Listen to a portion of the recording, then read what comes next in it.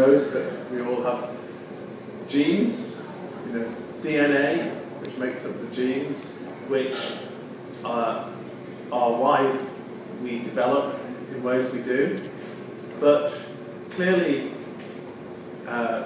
every single cell has exactly the same set of genes.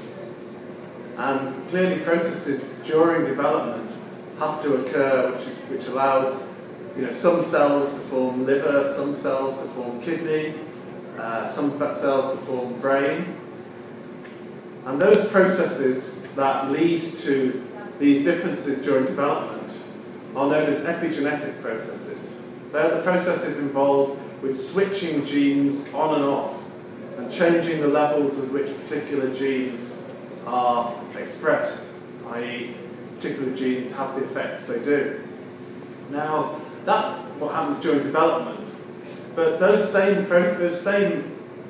processes, those epigenetic processes, carry on throughout life. Different exposures, different environmental effects, and some chance events are going to influence how different genes are expressed. And so when disease develops, when an organ, for example, develops a particular condition,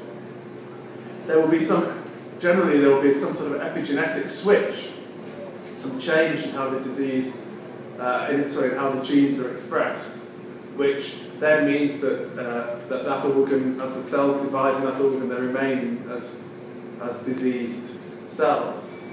So epidemiologists are really interested, or becoming interested in this, because we think maybe it's possible to understand in some ways how environmental factors, things like air pollution, dietary factors, smoking, stress, alcohol, how all these external environmental factors, how they actually influence how genes are expressed, or how they influence epigenetics. And that maybe, if it was understood how those influences occur, those epigenetic influences occur, it would be able to think of ways of actually blocking them, ways of actually modifying those processes that might be useful for either disease prevention or treatment.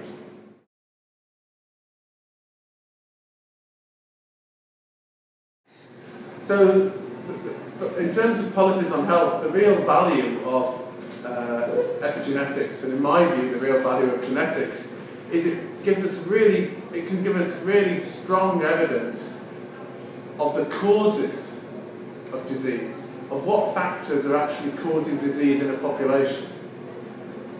I don't know the Brazilian media, but if the Brazilian newspapers and television and radio is anything like it is in the UK, every week there is a story about this aspect of life causes this cancer.